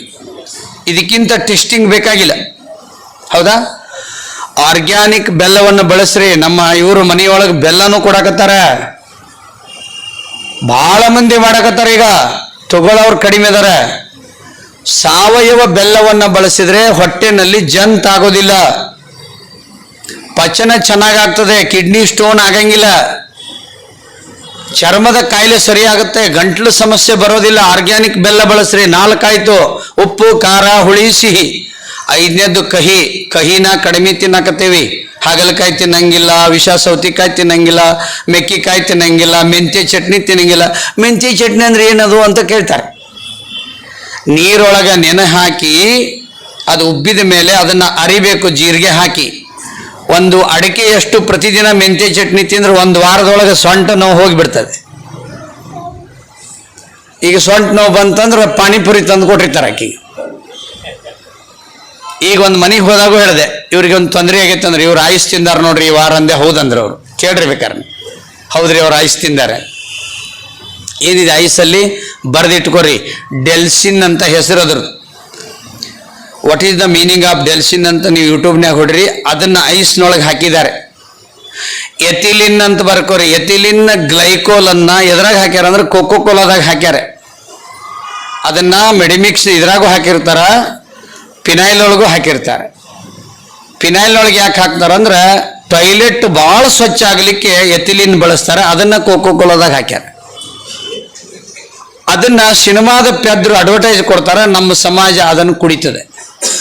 ಎಳ್ನೀರಿನವ್ರು ಕೂಡ ಚೌಕಾಸಿ ಮಾಡ್ತಾರೆ, ಕೋಕೋ ಕೋಲಾದವ್ರು ಕೂಡ ಮಾಡಲ್ಲ. ಇದು ಭಾರತದ ಅಜ್ಞಾನದ ದುರ್ದೈವ. ಇದು ಒಂದು ಎಳ್ನೀರು ತಗೊಂಡು ಅರ್ಧ ನಿಂಬೆಹಣ್ಣು ಹಿಂಡಿ 2 ಏಲಕ್ಕಿ ಕುಟ್ಟಿ ಹಾಕಿ 2 ಚಮಚ ಜೇನು ಹಾಕಿ ಕುಡೀರಿ. ನೀವು 24 ತಾಸು ದೇಹಕ್ಕೆ ಏನು ಶಕ್ತಿ ಬೇಕೋ ಅಷ್ಟು ಎಳ್ನೀರಿನೊಳಗಿದೆ. 24 ತಾಸು ಇಷ್ಟು ಹಾಕಿ ಕುಡಿದ್ರೆ ಹೆಪಟೈಟಿಸ್ ಬಿ ಹೇಳಕ್ಕೆ ಹೆಸರಿಲ್ದಂಗೆ ಹೋಗಿಬಿಡ್ತದೆ. ಎಳನೀರು, ಏಲಕ್ಕಿ, ಜೇನುತುಪ್ಪ, ನಿಂಬೆ ರಸ. ನಾನು ಪುಸ್ತಕದಲ್ಲಿ ಬರೆದಿದ್ದೀನಿ ಅದನ್ನು. ಹಾಗಾಗಿ ಕಹಿ ತಿನ್ನಬೇಕು ಮತ್ತು ಒಗರನ್ನು ಬಳಸಬೇಕು. ಒಗರು ಪದಾರ್ಥಗಳಿರ್ತವೆ, ಕಂಚಿಕಾಯಿ, ಬೇರೆ ಬೇರೆ ರೀತಿಯ ಚಟ್ನಿಗಳು. ಈ ದಕ್ಷಿಣ ಕನ್ನಡದಲ್ಲಿ ತಂಬಳಿ ಅಂತ ಮಾಡ್ತಾರೆ, ಬೆಲ್ಲುಪತ್ರಿ ತಂಬಳಿ, ಅವೆಲ್ಲ ಒಗರಿರ್ತಾವೆ ಪದಾರ್ಥ. ಅದು ದೇಹಕ್ಕೆ ಬೇಕು, ಅದನ್ನು ತಿಂತಾ ಇಲ್ಲ. ಈ 6 ಷಡ್ರಸಗಳು ಇವುಗಳನ್ನು ಮನೆಯಲ್ಲಿ ನಾವು ನಾಳಿಂದ ನಾಳೆನೇ ಬದಲು ಮಾಡಿದೀವಿ ಅಂತಂದ್ರೆ 90% ಕಾಯಿಲೆಯಿಂದ ನಾವು ಮುಕ್ತರಾಗ್ತೀವಿ. ಈ 6ಕ್ಕಿಂತ ಭಾಳ ಕೆಟ್ಟದ್ದು ಯಾವ್ದು ಅಂದ್ರೆ ಈಗ ಟ್ರ್ಯಾಕ್ಟರ್ಗೆ ಟ್ರಕ್ಕಿಗೆ ಹಾಕೋ ಎಣ್ಣೆ ಐತಲ್ಲ ಅದ ಶೇಂಗಾದ ಎಣ್ಣೆ ಈಗ ಮಾರೋದು. ಟ್ರಕ್ಕಿಗೆ ಬರ್ತದಲ್ಲ ಅದನ್ನೇ ಇದಕ್ಕೆ ಕೊಡಕತ್ತಾರ. 1 ಲೀಟ್ರಿಗೆ ಏನೋ ಒಂದು ಡ್ರಾಪ್ ಹಾಕ್ತಾರೆ, ಅದು ಶೇಂಗಾದ ಎಣ್ಣೆ. ಅದರದ್ದು ಅಡ್ವರ್ಟೈಸ್, ಲೈಫ್ ಎಲ್ಲಿದೆಯೋ ಅಲ್ಲಿದೆ ಆರೋಗ್ಯ, ಲೈಫ್ ಎಲ್ಲಿದೆಯೋ ಅದು ಅಲ್ಲೇ ಇದ್ರೆ ಆರೋಗ್ಯ. ಮನೆಯಾಗ ಬರಬಾರ್ದು ಅದು. ಅಮೇರಿಕಾದಲ್ಲಿ ಕೇವಲ ಕುದುರೆ ನಾಯಿಗೆ ಮಾತ್ರ ಹಚ್ತಾರೆ, ಅದನ್ನು ಮನುಷ್ಯರಿಗೆ ಹಚ್ಚಲ್ಲ. ರಾಜೀವ್ ದೀಕ್ಷಿತ್ ಹೇಳ್ಯಾರ, ಓದ್ರಿ ಬೇಕಾದ್ರೆ. ಕೇವಲ ಪ್ರಾಣಿಗೋಸ್ಕರ ಇರೋದು. ಅದಕ್ಕೆ ಅಡುಗೆ ಎಣ್ಣೆನ ನೀವು ಬಾದಾಮಿ ಎಣ್ಣೆ ತಿಂತಿರೋ, ಎಳ್ಳೆಣ್ಣೆ, ಕೊಬ್ಬರಿ ಎಣ್ಣೆ, ಕುಸುಬಿ ಎಣ್ಣೆ, ಶೇಂಗಾದ ಎಣ್ಣೆ, ನಮ್ಮ ಇವ್ರ ಮನೆಯೊಳಗೆ ನೀವು 2 kg ಹೋದ್ರೆ ಅಷ್ಟ ಸಣ್ಣದ ಮಾಡಕ್ಕೆ ಕೊಟ್ಟಾರ ಅವರು. ನೀವ ನಿಂತು ಮಾಡ್ಕೊಂಬರ್ರಿ ಅಂತ ನಾನು ಅವ್ರಿಗೆ ವಿನಂತಿ ಮಾಡ್ಕೋತೀನಿ. ಯಾರ 1 kg 2 kg ಮಾಡ್ಕೊಳಕ್ ಬಂದ್ರೆ ಅವ್ರಿಗೆ ಉಚಿತವಾಗಿ ಮಾಡಿ ಕೊಟ್ಬಿಡ್ರಿ ನೀವು. ಅದರಿಂದಾರು ಅವ್ರಿಗೆ ಪುಣ್ಯ ಬರಲಿ. ಬಾಡಿಗೆನ ತಗೋಬೇಡ್ರಿ ಅವ್ರಿಗೆ. ನಮ್ಮ ಸಮಾಜ ಉಳುಕೋಬೇಕಾದ್ರೆ ನಾವು ವಿಷಮುಕ್ತ ಆಹಾರವನ್ನ, ವಿಷಮುಕ್ತ ತೈಲಗಳನ್ನು ಕೊಡಬೇಕಾಗಿದೆ. ಇದೊಂದು ಪುಣ್ಯ ಕಾರ್ಯ. ಅಡಿಗೆ ಎಣ್ಣೆನ ನಿಶ್ಚಿತವಾಗಿ ಬದಲು ಮಾಡಬೇಕಾದ ಕಾಲಘಟ್ಟ ಇದು. ಆಮೇಲೆ ಹಾಲೇನು ಬರಾಕತ್ತದಲ್ಲ ಪ್ಯಾಕೆಟ್ನಾಗ, ಅದನ್ನು ಯೂರಿಯಾ ಗೊಬ್ಬರ, ಶಾಂಪೂ ಮತ್ತು ಹಾಲಿನ ಪೌಡರ್ ಹಾಕಿ ತಯಾರು ಮಾಡ್ತಾರೆ. ಬೋರ್ಡ್ ಎಲ್ಲ ಬರ್ದಾರ ನೋಡ್ರಿ, ಆ ಹಾಲು ಈ ಹಾಲು. ಅದರ ಮೇಲೆ ಹಸು ಹಾಲು ಇಲ್ಲ, ಮೇಕೆ ಹಾಲು ಇಲ್ಲ, ಎಮ್ಮೆ ಹಾಲೂ ಇಲ್ಲ, ಬರೀ ಗುಡ್ ಲೈಫ್ ಹಾಲಂತೆ. ನನ್ನ ವಿನಂತಿ ಇದೆ ನಿಮಗೆ, ನಿಮ್ಮ ಮನ್ಯಾಗ 4-5 ಕಾರ್ ಅದಾವು, ಮತ್ತು ಬೇರೆ ದೇಶದ ನಾಯಿನೂ ಅದಾವು ಕೆಲವ್ರ ಮನ್ಯಾಗ. 2 ನಡುವೆ 3 ಮಂದಿ ನಡುವೆ ಆದರೂ 8 ಜನರ ನಡುವೆ ಆದರೂ ಒಂದು ಗೋಶಾಲೆ ಮಾಡ್ಕೊಳ್ಳಿ. ಇಲ್ಲ ನಿಮ್ಮ ಮನೆ ಟೆರೆಸ್ ಒಳಗೆ ಕೆಳಗರ ಒಂದು ಗೋವು ಕಟ್ಕೊಳ್ಳಿ. ನಿಮ್ಮ ಮನಿಗೋಸ್ಕರನಾದರೂ ಒಂದು ಗೋವಿನ ಹಾಲು ಕುಡೀರಿ. ನಿಮ್ಮ ಮಕ್ಕಳು ಮೊಮ್ಮಕ್ಕಳಿಗೆ ವಿಷ ಉಣಿಸಿ ಪಾಪ ಕಟ್ಕೊಳ್ಬೇಡಿ. ಗಾವೋ ವಿಶ್ವಸ್ಯ ಮಾತರ ಅಂತ ಹೇಳಿದ್ದಾರೆ. ಆಗಮದಲ್ಲಿ ಒಂದು ಮಾತಿದೆ, ನೋವಾದರೂ ಹೇಳಲೇಬೇಕು, ಕಾಮಧೇನು ಇಲ್ಲದ ಮನೆ ಸ್ಮಶಾನಕ್ಕೆ ಸಮಾನ ಅಂತ ಬರೆದಿದೆ. ಇದನ್ನೊಂದು ಶಿಲ್ಪ ಕಲೆಯಲ್ಲಿ ಕೆತ್ತಿದನೊಬ್ಬ ರೋಣದಲ್ಲಿ, ನಾ ಹೋಗಿ ನೋಡಿ ಬಂದಿದ್ದೀನಿ. ಆ ಸಂಸ್ಕೃತ ಶ್ಲೋಕ ಬರೆದಾದ ಕನ್ನಡದಲ್ಲಿ ಬರೆದಿದ್ದಾನೆ. ಇದರ ಅರ್ಥ ಏನು ಅಂತ ಅದರ ಬರೆದಿದ್ದಾನೆ, ಕಾಮಧೇನು ಇಲ್ಲದ ಮನೆ ಸ್ಮಶಾನಕ್ಕೆ ಸಮಾನ ಅಂತ ಅರ್ಥ. ಕೊನೆಗೆ ನಿಮ್ಮ ಹೆಸರಲ್ಲಿ ಒಂದು ಗೋವಾದರೂ ಇರಲಿ, ಗೋಶಾಲೆನಲ್ಲಿ ಒಂದು 10-20 ಜನ ಸೇರಿ ಒಂದು ಗೋಶಾಲೆ ಮಾಡ್ರಿ. ಆ ಗೋಶಾಲೆ ಅವ್ರ ಮನೆಗೆ ತಂದು ನಿಮ್ಗೆ ಹಾಲು ಕೊಡ್ತಾರೆ. ನಾವು ಕುಡಿತಾ ಇರುವಂಥದ್ದು ಅತ್ಯಂತ ವಿಷಪೂರಿತ ಡೆಮಾಕ್ರಾನಿಗೆ ಸಮಾನವಾಗಿರ್ತಕ್ಕಂಥ ಹಾಲು ಕುಡಿತಾ ಇದ್ದೀವಿ. ನಾವು ಕುಡಿದ್ರೆ ಕುಡೀಲಿ, ನಮ್ಮ ಮೊಮ್ಮಕ್ಕಳಿಗೂ ಅದೇ ಕುಡ್ಸಕತ್ತೀವಿ. ಅವಾಗ ಕಾಲಕ್ಕೆ ಹೇಳ್ತಿದ್ರು, ಕೆಟ್ಟ ಪಟ್ಟಣಕ್ಕೆ ಹೋಗಂತ ಹೇಳಿ. ಇಲ್ಲೇನಾರ ನಿನ್ನ ಆರೋಗ್ಯ ಕೆಟ್ರ, ಗುಣ ಕೆಟ್ರ ಪಟ್ಟಣಕ್ಕೆ ಹೋಗು, ಅಲ್ಲಿ ಹೋಗಿ ಕಲಿಸ್ತಾರಂತಿದ್ರು. ಈಗ ಕೆಟ್ಟಿದ್ರಷ್ಟ ಪಟ್ಟಣಕ್ಕೆ ಬರ್ಬೇಕಾಗೈತಿ, ಕೆಡಾಕ್ ಬರ್ಬೇಕಾಗೈತಿ. ಈಗೇನಂತಾರ, ನಗರಕ್ಕೆ ಹೋಗಿ ಆರೋಗ್ಯ ಕೆಡಿಸ್ಕೊಂಡಾನ ಅಂತ ಪರಿಸ್ಥಿತಿ ಬಂದಿದೆ. ಇವ 6 ಮತ್ತು ಅದರ ಜೊತೆಗೆ ಎಣ್ಣೆ, ಹಾಲು, ಇದನ್ನಿಷ್ಟು ಬದಲು ಮಾಡ್ಕೋಬೇಕಾದಂಥ ದೊಡ್ಡ ಅವಶ್ಯಕತೆ ಇದೆ. ಯಾವುದೇ ಕಾರಣಕ್ಕೂ ಪ್ಲಾಸ್ಟಿಕ್ ಕೊಡದ ನೀರು, ಪ್ಲಾಸ್ಟಿಕ್ ತಟ್ಟೆಯಲ್ಲಿ ಊಟ ಮಾಡಬೇಡಿ. ನಾ ಸಣ್ಣವಿದ್ದಾಗ ಅವ್ರ ಮನೆಯಾಗ ಪ್ಲಾಸ್ಟಿಕ್ ತಾಟ್ನಾಗ ಉಂತಾರಂತ ನಮ್ಮ ಅವ್ಗೆ ಹೇಳಿದೆ. ಬಡವರು ಅದರಪ್ಪ ಅವ್ರು ಅಂದರು. ಈಗ 5 ಸ್ಟಾರ್ ಹೋಟೆಲ್ನಾಗೂ ಪ್ಲಾಸ್ಟಿಕ್ ತಾಟ್ನಾಗ ಉಣ್ಣಾಕತ್ತಾರ. ತೀರಾ ಬಡವರು ಇವು. ತಾಮ್ರದ್ದು, ಬೆಳ್ಳಿದು, ಹಿತ್ತಾಳದು ಯಾವುದ್ರಲ್ಲಿ ಬೇಕಾದ್ರೂ ನೀರು ಕುಡೀರಿ, ಮಣ್ಣಿಂದ ಕುಡೀರಿ, ಪಿಂಗಾಣಿದು ಕುಡೀರಿ, ಬಂಬುದು ಬಾಟ್ಲು ಬಂದದ ಕುಡೀರಿ. ಬಂಧುಗಳೇ, ಪ್ಲಾಸ್ಟಿಕ್ ಬಳಕೆ ನಿಲ್ಲಿಸಿಲ್ಲ ಅಂದರೆ ಭಾರತ ನಾಶ ಆಗುತ್ತೆ ಮುಂದೆ ಒಂದಿನ. ಇಲ್ಲಿ ಬಂದವರಾದರೂ ಪ್ಲಾಸ್ಟಿಕ್ಕನ್ನು ಮುಕ್ತ ಮಾಡ್ರಿ ಮನೆಯೊಳಗಡೆ. ಪ್ಲಾಸ್ಟಿಕ್ಕಲ್ಲಿ ನೀರು ಕುಡಿಲೇಬೇಡಿ. ತಟ್ಟೆಯಲ್ಲಿ ಬಿಸಿದು ಹಾಕಬಾರ್ದು, ಮೊಸರು ಹಾಕಬಾರ್ದು, ಅದರಲ್ಲಿ ಬೇಕಾಗಿಲ್ಲ. ಟ್ರಿಜರಿ ಒಳಗೆ ಎಷ್ಟು ಬೆಳ್ಳಿ ಪಾತ್ರೆ ಅದಾವ, ಸ್ವಲ್ಪ ತೆಗೆದು ನೋಡ್ರಿ ಹೋಗಿ ಮನೆಯಾಗ. ಬೀಗರಿಗೆ ತೋರಿಸೋದು, ಹೊಳ್ಳಿ ಇಟ್ಬಿಡೋದು. ಅದನ್ನು ತೋರ್ಸಕ್ಕಲ್ಲವ ಇರೋದು. ಅದರೊಳಗೆ ಹಾಲು ಕಾಸು ಕುಡೀರಿ. ಕನ್ನಡಕ ಸಣ್ಣದಾಗಿಬಿಡ್ತದೆ, ಚಸ್ಮಾ ಹೋಗಿಬಿಡ್ತದೆ. ದಿನ ಹಾಲು ಕಾಸು ಕುಡಿಬೇಕಾದ್ರಾಗ. ಜರ್ಸಿ ಆಕಳದ್ದಲ್ಲ. ಮತ್ತೆ ಜರ್ಸಿ ಆಕಳ ಹಾಲು ಕುಡ್ದವ್ರು ಏನು ಅನ್ನಕತ್ತಾರ, ಹಡದ ತಾಯಿಗೆ ಹೆಣ ಅನ್ನಕತ್ತಾರ. ಮಮ್ಮಿ ಅಂದ್ರೆ ಹೆಣ. ಆ ಆಕಳ ಅಂಬ ಅಂತ ಕರೀತದೆ ಸಂಸ್ಕೃತದಲ್ಲಿ, ತಾಯಿ ಅಂಬ ಅಂದ್ರೆ. ಈ ಹಾಲು ಕುಡ್ದವ್ರು ಮಮ್ಮಿ ಅನ್ನಕತ್ತ. ಹುಡುಗರು ಏನಂತಾವು, ಡ್ಯಾಡಿ ಅಂತಿದ್ದು, ಈಗ ಡ್ಯಾಡ್ ಅಂತಾರೆ. ಡ್ಯಾಡ್ ಅಂದ್ರೆ ಸತ್ತು ಹೋಗಿರೋನು ಅಂತ. ಚಿಗವ್ಗ ಮಿನಿಮಮ್ ಅನ್ನಕತ್ತಾರ, ಮ್ಯಾಕ್ಸಿಮಮ್ ಅಂತ ದೊಡ್ಡವ್ಗ ಅನ್ನಕತ್ತಾರ. ಸಂಬಂಧ ಸೂಚಕ ಶಬ್ದವೇ ಗೊತ್ತಿಲ್ಲ. ಅದಕ್ಕೆ ಬಂಧುಗಳೇ, ತಾಮ್ರ ಪಾತ್ರೆಯಲ್ಲಿರೋ ನೀರು ಕುಡೀರಿ. ನೀರಿಗೆ ಅದು ಒಳ್ಳೇದು. ಫ್ರಿಜ್ಜಿನಂದು ಬಳಸಬೇಡ್ರಿ, ಕೆಟ್ಟಿರ್ತದೆ. ಕೆಡದೇ ಇರುವಂಗೆ ಕಾಣಿಸ್ತಿರ್ತದೆ. ಸಿನಿಮಾದವ್ರು ಮೇಕಪ್ ಮಾಡ್ಕೊಂಡಂಗೆ. ಬೆಳಕಿನಾಗ ನೋಡಿಬಿಡ್ರಿ ನೀವು, ಊಟನ ಹೋಗಂಗಿಲ್ಲ, ಹಂಗಿರ್ತಾರ ಅವ್ರು. ನಿಮ್ಗೆ ಊಟನ ಹೋಗಲ್ಲ ಅವ್ರು ನೋಡಿದ್ರೆ. ಕೆಟ್ಟಿರ್ತದೆ. ಅದಕ್ಕೆ ಫ್ರಿಜ್ ಬಳಸಬೇಡ್ರಿ. ಫ್ರಿಜ್ನೊಳಗೆ ಮತ್ತೆ ಏನು ಇಡುವ್ರಿ? ಮಣ್ಣಿನ ಫ್ರಿಜ್ ಅದಾವ ನೋಡ್ರಿ, ನೆಟ್ಟಲ್ಲಿ ಹೊಡೀರಿ, WWW ಮಿಟ್ಟಿ ಕೂಲ್ ಅಂತ ಹೊಡ್ರಿ. ಎಷ್ಟು ಬೇಕಾದಷ್ಟು ಮಣ್ಣಿನ ಫ್ರಿಜ್ ಅದಾವ. ಕರೆಂಟ್ ಬೇಕಾಗಿಲ್ಲ ಅದಕ್ಕೆ. ನಮ್ಮ ಮನೆಯಾಗಿಟ್ಟು 20 ವರ್ಷ ಆಯ್ತು. ಕರೆಂಟರ ಉಳಿತದೆ. ಮಣ್ಣಿನ ಫ್ರಿಜ್ ತಂದು ಇಟ್ಕೋರಿ. ತುಂಬ ಚೆನ್ನಾಗಿದಾವೆ ರಾಜಸ್ಥಾನದಲ್ಲಿ. ಅದಕ್ಕೂ ರಾಜೀವ್ ದೀಕ್ಷಿತರು ಅವಾಗ ಹೋಗಿ ಬಂದಿದ್ರಲ್ಲಿ. ಕರೆಂಟು ಬೇಡ, ಏನು ಬೇಕಾಗಿಲ್ಲ, ಅದರ ಪದಾರ್ಥ ಕೆಡಂಗಿಲ್ಲ. ಫ್ರಿಜ್ ಬಳಸಬೇಡ್ರಿ. ಬೇಕರಿ ಐಟಮನ್ನು ಬಳಸಕ್ಕೆ ಹೋಗ್ಬೇಡ್ರಿ. ನಿಮ್ಮ ಮನೆ ಟೆರೆಸ್ ಗಾರ್ಡನ್ ಇದ್ರೆ ನಿಮ್ಮ ಮನೆಗೆ ಬೇಕಾದಷ್ಟು ಕಾಯಿಪಲ್ಯನ ನಿಮ್ಮ ಮಹಡಿ ಮೇಲೆ ಬೆಳ್ಕೊಳ್ಳಿ. ಯಾವುದು ಶೋಕಿ ಗಿಡ ಹಚ್ಚಬೇಡ್ರಿ, ಅದರಿಂದ ಏನು ಉಪಯೋಗ ಇಲ್ಲ. ನಿಮ್ಮ ಮನೆ ಸುತ್ತಲೂ ತುಳಸಿ ಹಾಕ್ಕೊಳ್ಳಿ. ತುಳಸಿ ಗಿಡ ಒಂದೇ ಇರಬಾರ್ದು, ತುಳಸಿ ಒಣ ಇರಬೇಕು. ಇದಿಷ್ಟ ಪಾಲಿಸ್ರಿ. ನಾ ಬಾಂಡ್ ಬರೆದು ಕೊಡ್ತೇನೆ ನಿಮಗೆ. ನಿಮ್ಮ ಆರೋಗ್ಯದಲ್ಲಿ 90% ಸುಧಾರಣೆ ಆಗ್ತದೆ. ಅಕಸ್ಮಾತ್ ನೀವು ಆಗಿಲ್ಲ ಅಂದ್ರೆ ಅವತ್ತಿಂದ ನಾನು ಔಷಧಿ ಕೊಡೋದನ್ನು ನಿಲ್ಲಿಸ್ಬಿಡ್ತೇನೆ. ಒಂದನೇದು ಷಡ್ರಸ ಮುಗಿತಾ. ಎರಡನೇದು ಅರ್ಷಡ್ ವರ್ಗಗಳು. ಅದನ್ನು ವಿವರಣೆ ಕೊಡೋದಿಲ್ಲ, ನಿಮಗೆಲ್ಲ ಗೊತ್ತಿದೆ. ಕಾಮ, ಕ್ರೋಧ, ಲೋಭ, ಮೋಹ, ಮದ, ಮತ್ಸರ. ಇದನ್ನ ಎಷ್ಟು ಹಿತಮಿತ ಇರಬೇಕೋ ಅವರು ಅದನ್ನು ಬಳಸ್ಕೊಂಡ್ರೆ ಅವ್ರು ಯೋಗ್ಯವಾಗಿರ್ತಾರೆ. ಇದು 6 ಇದೆ. ನಗಬೇಕು ಸ್ವಲ್ಪ. ನಗಲಿಲ್ಲ ಅಂದ್ರೆ ಕ್ಯಾನ್ಸರ್ ಬರ್ತದೆ ಅಂತ ಮುಂಬೈ ವಿಶ್ವವಿದ್ಯಾಲಯ ಹೇಳಿದೆ. ಯಾರಿಗಾರ ಕೆಟ್ಟ ಆದ್ರೆ ನಗಬಾರ್ದು, ಮತ್ತೆ ಅದು ಹಾರ್ಟಿಗೆ ಟ್ರಬಲ್ ಕೊಡ್ತದೆ. ಮಗ್ಗಲ್ ಮನಿ ಹುಡುಗಿ MBBS ಖುಷಿ ಆಗ್ಬೇಕು. ನಮ್ಮ ಮಗ ಇವ, ನನ್ನ ಭಾರತದ ಪುತ್ರ. ಧಾರವಾಡದಲ್ಲಿ ಎಷ್ಟು ಬೇಕಾದಷ್ಟು ವ್ಯವಹಾರ ನಡೆದ್ರು ನಂಗೆ ಸಂತೋಷ ಆಗ್ಬೇಕು. ಭಾರತ ಬಹಳಷ್ಟು ಆರ್ಥಿಕವಾಗಿ ಸಬಲಾರ ನಂಗೆ ಖುಷಿ ಆಗ್ಬೇಕು. ನಮ್ಮ ಪಕ್ಕದ ಮನೆ ಹೊಲದವ 200 ಚೀಲ ಗೋಧಿ ಬೆಳೆದಾನಂದ್ರೆ ನಮ್ಮ ಹೊಲ ಇದು, ನನ್ನ ಭಾರತದ ಭೂಮಿ ಅಂತ ಇರಬೇಕು. ಯಾರಿಗೆ ಸ್ವಭಾವ ದೋಷ ಇರ್ತದೆ ಅದಕ್ಕೊಂದೊಂದು ಕಾಯಿಲೆ ಬರ್ತದೆ. ನಗಲಿಲ್ಲ ಅಂದ್ರೆ ದೋಷ ಆಗ್ತದೆ. ಯಾವ ಸ್ವಭಾವ ಇದ್ರೆ ಏನು ಕಾಯಿಲೆ ಬರ್ತದೆ ಅನ್ನೋದನ್ನು ಸಂಶೋಧನೆ ಮಾಡಿ ಆ ಪುಸ್ತಕದಲ್ಲಿ ಬರೆದಿದ್ದಾರೆ, ಮುದ್ರಾ ವಿಜ್ಞಾನದಲ್ಲಿ. ಇಂಥದೇ ಸ್ವಭಾವ ಇದ್ರೆ ಇಂಥದೇ ರೋಗ ಬರ್ತದೆ ಅಂತ. ಅದಕ್ಕೆ ನಗಲಿಲ್ಲ ಅಂದ್ರೆ ಏನು ಬರ್ತದೆ ಅಂತ ಬರ್ದಾರ, ಕ್ಯಾನ್ಸರ್ ಬರ್ತದೆ ಅಂತ ಬರ್ದ. ಈ ನಾಯಿ ನೋಡ್ರಿಲ್ಲೋ, ರಗಡು ನಾಯಿ ತಂದಿರ್ತಾರೆ ಮನೆಗೆ. ನಾಯಿ ತರೋ ಮೊದಲು ಒಂದು ಬೋರ್ಡ್ ಹಾಕಿರ್ತಾರೆ, ನಾಯಿಗಳಿವೆ ಎಚ್ಚರಿಕೆ ಅಂತ, ಯಾರು ಬರಬಾರದು ಮನೆಗೆ ಅಂತೇಳಿ. ನಾಯಿ ಇರಂಗಿಲ್ಲ, ಅದು ನಾಯಿ ಇಟ್ಟಿರ್ತದೆ, ಒಂದು ಇಟ್ಟಿರ್ತದೆ. ಯಾರ ಹಳ್ಳಿಗೌಡ್ರ ಹಚ್ಚ ಅಂದ್ರೆ ಸತ್ತೋಗುತ್ತದು, ಆಟಿರ್ತದೆ. ಭಾಳ ಕೂದಲಿದ್ದು ಅದಕ್ಕೆ. ನೀವು ಸ್ವಲ್ಪ ನಗರಿ ಅಂತ ಹೇಳ್ತೀನಿ. ಅವ ಸ್ನಾನ ಮಾಡ್ಸಕತ್ತಿದ್ದ ನಾಯಿಗೆ, ಸೋಪ್ ಹಚ್ಚಿ ತಿಕ್ಕಿ ಲಾಸ್ಟಿಗೆ ಅದೆಲ್ಲ ಒರೆಸಿ ಅದಕ್ಕೆ ಮುತ್ತು ಕೊಡಕತ್ತಿದ್ದ. ಒಂದು ಹುಡುಗ ಬಂದ ಅಲ್ಲಿ, ಗುಂಡ. ಎಲ್ಲಿಂದ ತಂದಿರಿದೆ? ಡೆನ್ಮಾರ್ಕ್ ನಾಯಿದು, ದೂರ ತೆಗೆರು ಕಡಿತಿದ್ದಂದ. ಆಯ್ತ್ರಿಪ್ಪ, ನೀವು ಮುತ್ತು ಕೊಡಕತ್ತಿರಲ್ಲ, ಅದ್ರ ಮಕ್ಕ ಆಚೆ ಕಡೆ ಐತಿ ನೋಡ್ರಿ ಅಂದಿವ.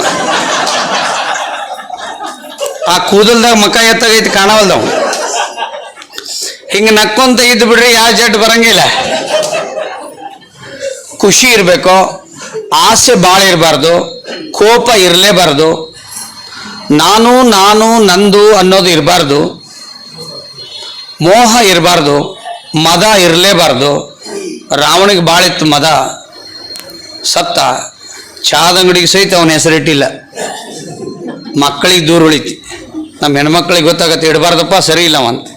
ಶ್ರೀರಾಮ ಅಂತ ಇಡ್ತಾರೆ, ರಾವಣ ಅಂತ ಇಡಂಗಿಲ್ಲ. ಮತ್ಸರ ಅತ್ಯಂತ ಕೆಟ್ಟದ್ದು ಅಂತ ಒಂದು ಶಾಸ್ತ್ರದಲ್ಲಿ ಬರೆದಿದ್ದಾರೆ. ದುರಿತದೋಳಧಿಕವಾವುದು ಪರರನ್ನು ನಿಂದಿಸುವುದು ಅಂತ. ನಿಂದಿಸಬಾರ್ದು ಯಾರನ್ನು, ಆಡ್ಕೋಬಾರ್ದು ಯಾರ ಬಗ್ಗೆ. ಆಡ್ಕೊಳ್ಳೋರು ಏನಾಗಿ ಹುಡ್ತಾರೆ ಅಪ್ಪ ಅಂತ ಸಿದ್ಧಾರೂಢರನ್ನು ಹೇಳಿದ್ರಂತ. ಜಂತ್ ಇರ್ತಾವಲ್ಲ ಅವರಾಗಿ ಹುಡ್ತಾರಂತ. ಸಿದ್ಧಾರೂಢ ಹೇಳ್ಯಾರಿದ್ದಾನೆ.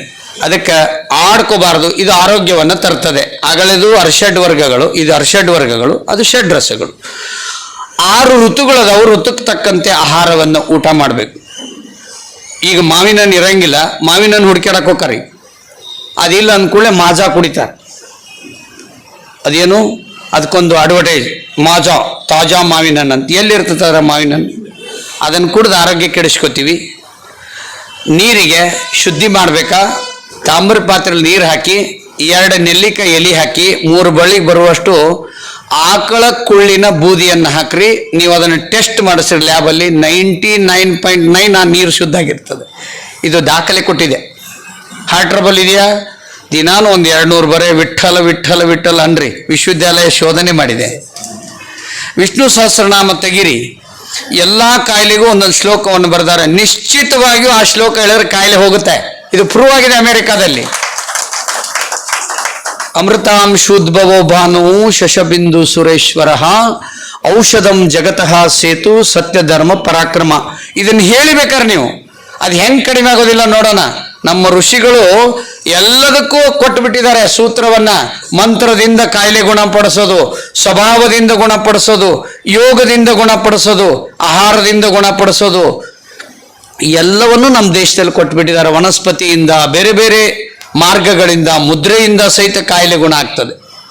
ಶಿವಸಂಹಿತೆ ಪುಸ್ತಕದಲ್ಲಿ ಬರೆದಿದ್ದಾರೆ, ನಿನ್ನ ಎಲ್ಲರೂ ಕೈ ಚೆಲ್ಲಿದ್ರು ನಿನಗೆ ಆರಾಮಾಗಲಿಲ್ಲ ಅಂದ್ರೆ ನೀನು ಮುದ್ರೆಯಿಂದ ಗುಣ ಆಗ್ತಿ ಅಂತ ಹೇಳಿದ. ನೋಡ್ರಿ, ತಲೆನೋವು ಬರೋರು ಇರ್ತಾರೆ, ಯಾರಿಗಾರ ಬರ್ತದ ತಲೆನೋವು, ಅವಾಗವಾಗ ಕೈ ಎತ್ತಕ್ಕ ಸಂಕೋಚ ಆಗ್ತದೆ. ಏನು ಸಂಕೋಚ ಪಡಬೇಡಿ, ತಲೆ ಇರೋರಿಗೆಲ್ಲ ತಲೆನೋವು ಬರ್ತಾ ಇರ್ತದೆ.